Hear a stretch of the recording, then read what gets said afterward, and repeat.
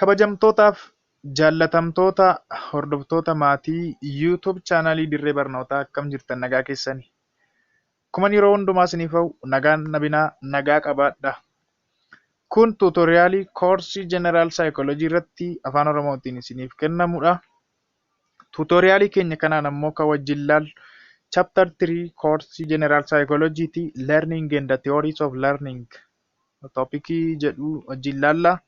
Hamma dhumaatti nafaana tura eessayyuu hin deemina. Well, definition, characteristics and the principle of learning.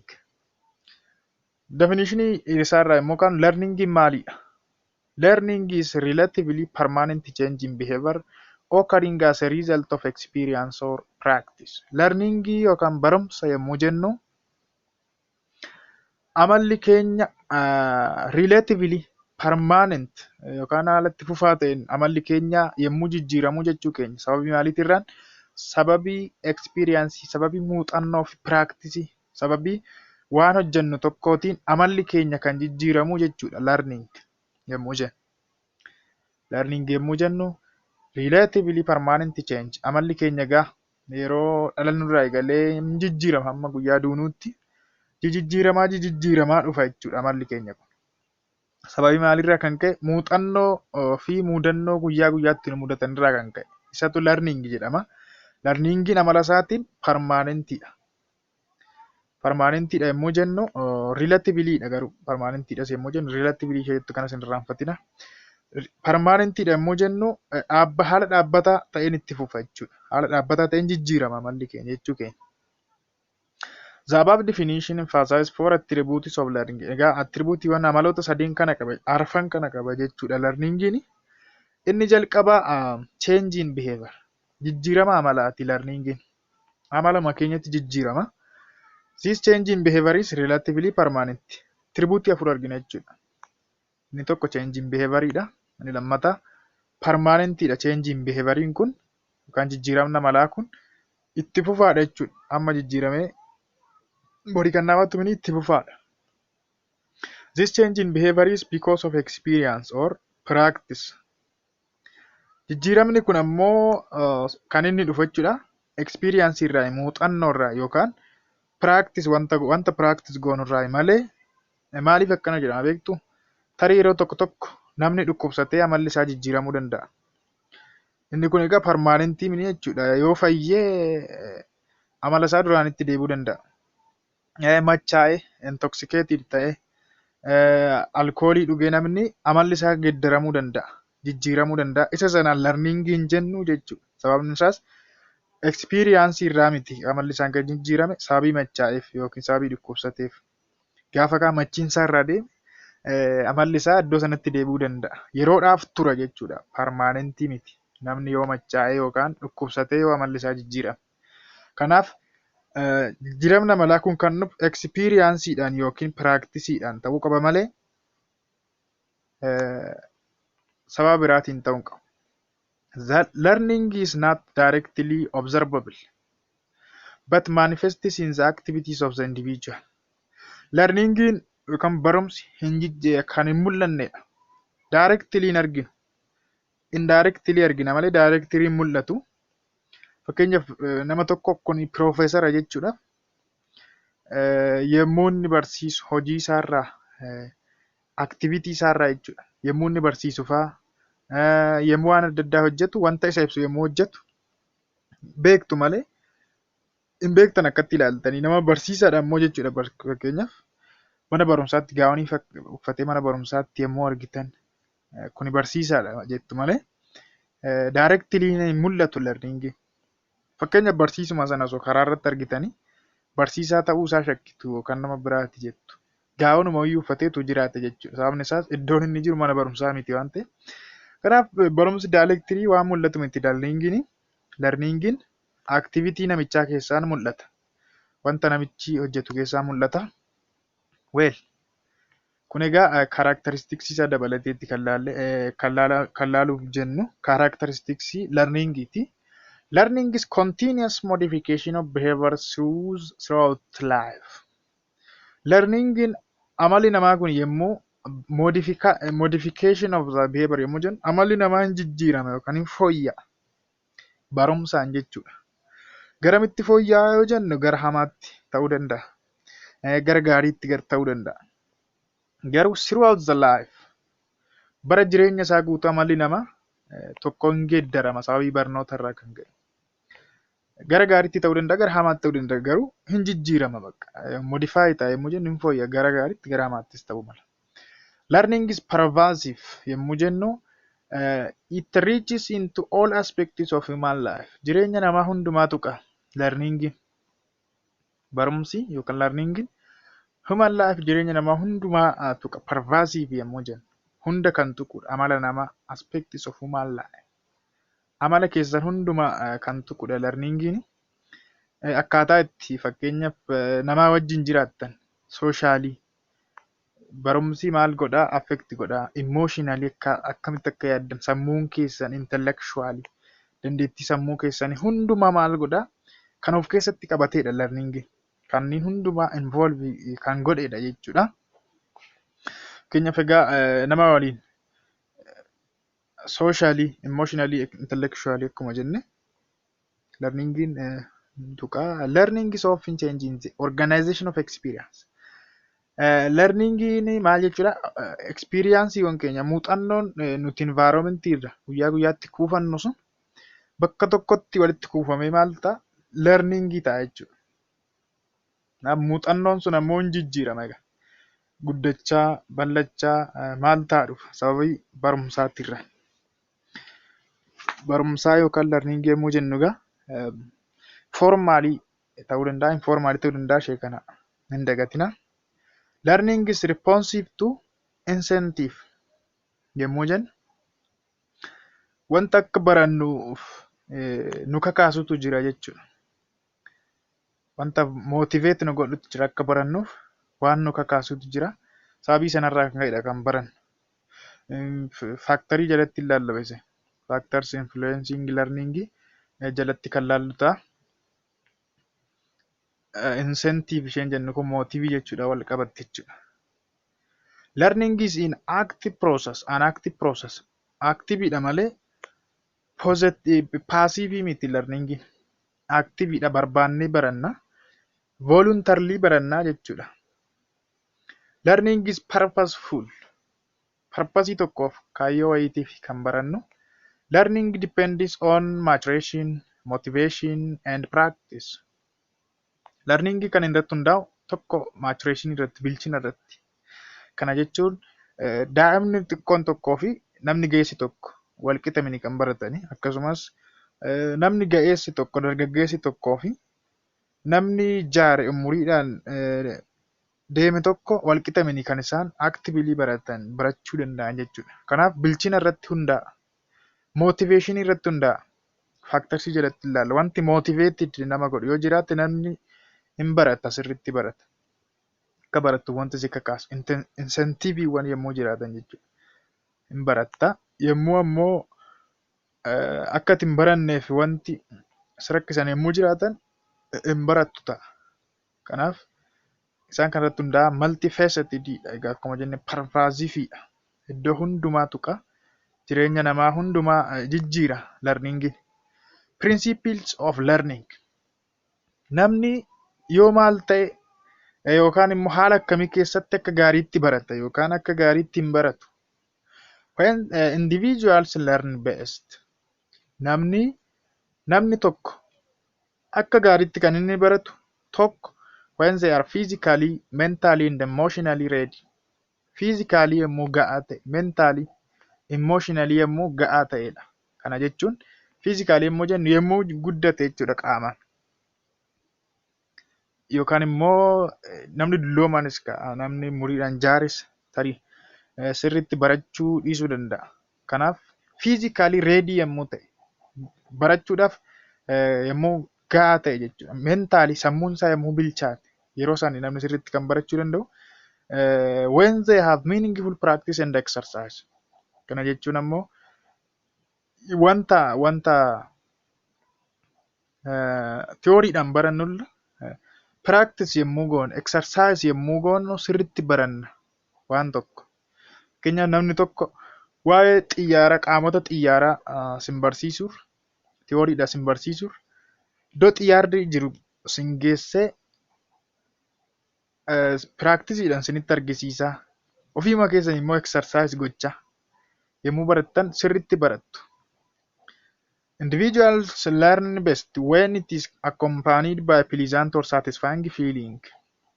Ammas namni akka gaariitti kan baratu pleasant yookaan satisfy feelingii yoo qabaatedha. Kana yoo jennu wanta isa gammachiisu tokko waan san akka baratuuf wanta isa gammachiisu tokko yommuu jennu fakkeenyaaf kilaasii tokko keessatti jechuudha namni barattoonni barsiisan tokko barattootatti toluu dhiisuu danda'a. Environmentii sun barataatti toluu dhiisuu danda'a. Unpleasantiitu baay'ata yoo ta'e haala gaariidhaan barachuu hin danda'u barataan tokko. Pleasantii thinking yookaan wanti isa gammachiisu tokko fiilingii gaariitu itti dhagahama yoo ta'e jechuudha namni dammaqee barata. Well, things learned first create strong unforgettable impression. Wantoonni nuti dura barannu wanta hin irraanfatamne sammuu keenya keessatti uumu.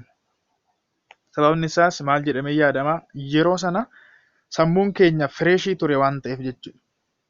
Isa kana serial position jalatti kan barannu ta'a boca U qabaata.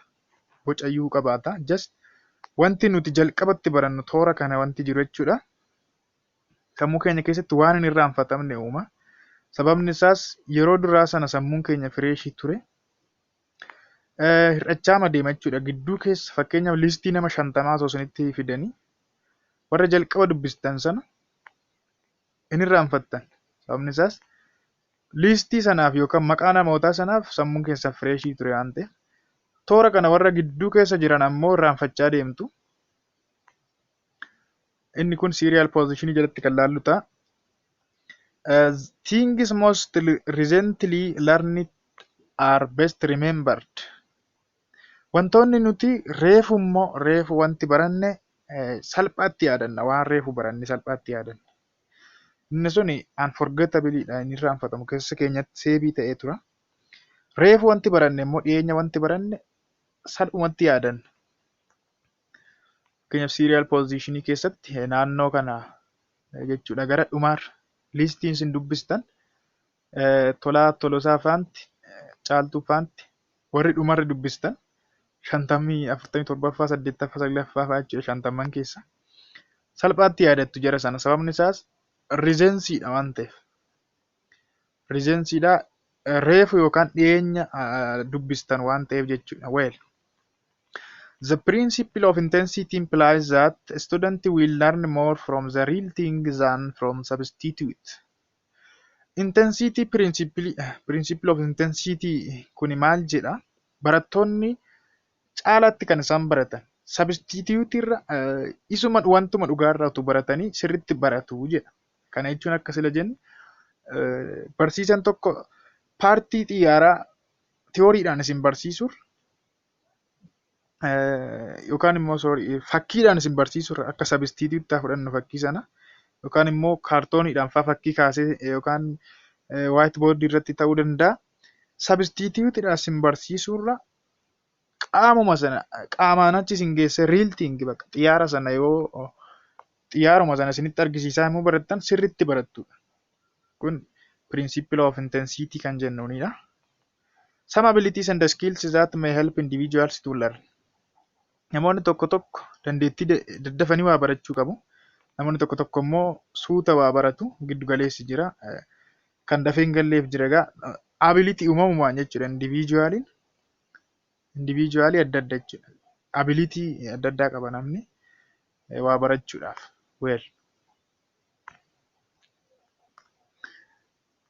factors influencing learning. Wantoonni learningii influence godhan maalidha? Faaktaroonni tokko motivationidha. Motivationii yommuu jennu egaa wanti barannuuf akka barannuuf nu kakaasu tokko waan akka barannu waan nu kakaasu fakkeenyaaf tarii mootiiviin keenya qacaramuudha yoo ta'e jechuudha barachuudhaaf qacaramuudha yoo ta'e haalli qacarrii biyya kanaa egaa hin beektu gabaan baay'ee dhiphaa yoo ta'e namni just barachuurra waan biraa fa'aa hojjechuu filata. Wanti mootiveet isa godhu hin jiru jechuudha. Beekumsa argachuudha immoo ta'e mootiviin isaa beekumsa argachuudha yoo ta'e manni barumsaa sun barsiisota ga'aa hin qabu, mana kitaabaa ga'aa hin qabu, kitaabilee ga'aa hin qabu, qulqullina hin qabu yoo ta'e jechuudha. Haalli baruuf barsiisa mana barumsaa sanii wanti mootiveet isa godhan hin jiran waan ta'eef akka gaariitti hin baratu yookaan hin dhiisaa jechuudha hin baratu barumsa dhaaba. Kanaaf wanti mootiveet nu godhu jiraachuu qabaata barachuudhaaf. Mootiveeshiniin faaktarii tokko. Maachuraashiniidha immoo inni lammaffaan faaktarii lammaffaan. Maachuraashiniin immoo saayikooloojikaalii, meentaalii, imooshinaali namni guddachuudha qaba. Ga'aa ta'uu qaba. Bilchina jechuu keenya. Kunis faaktarii kana yommuu jennu daa'imni tokkoo fi namni adaltiin tokko namni geessu tokko walqixa hin baratan. Kanaaf maachuraashiniin faaktarii tokko health condition of the learner. Namni fayya buleessi tokko sirriitti barata. Namni ammoo tarii namni dhukkubsatu tokko barumsa isaa irratti waa barachuudhaaf dhiibbaa irratti uuma.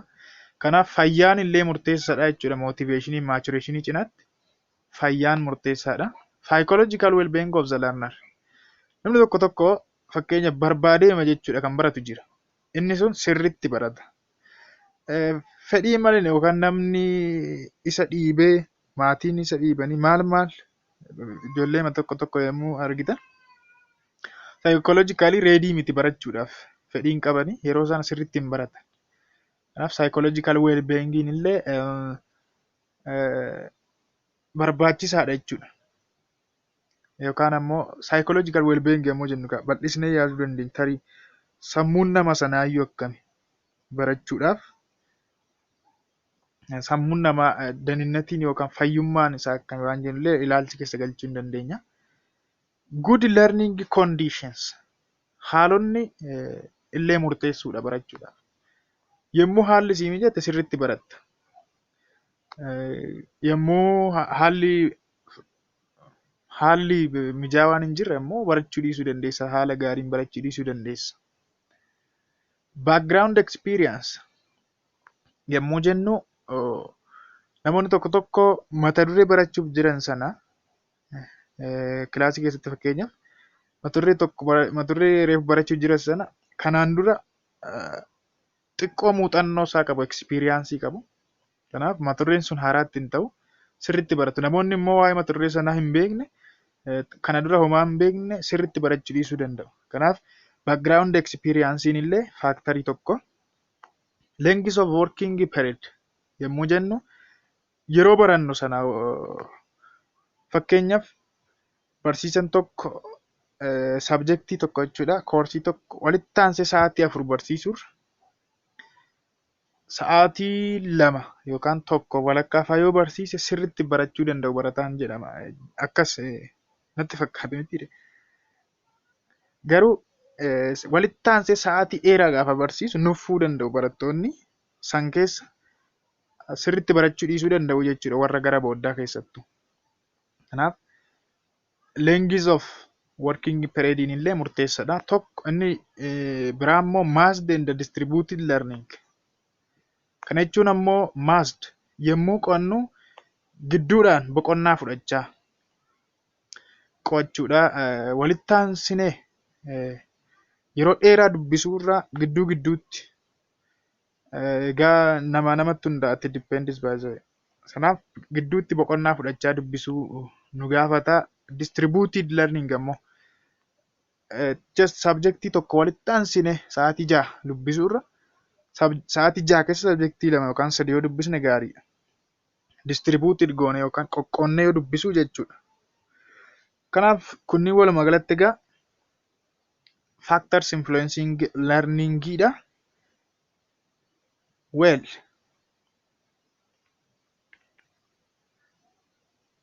tutoriyaaliin keenyarraa kana fakkaatti turtee waan afaan taataniif galatoomaa. YouTube chaanaalii keenya subscribe gochuu hin dagatinaa. Nagaadhaan tura. Fayyaanaaf ta'a. Bye bye.